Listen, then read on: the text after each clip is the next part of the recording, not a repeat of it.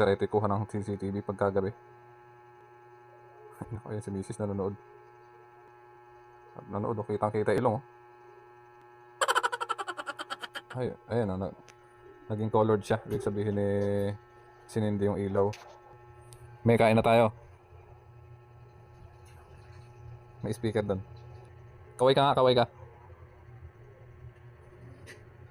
Ayan, umawa. Hi. Sapa, sapa. Diyan sa punta ka doon sa camera. Ayun, oh. Saan doon?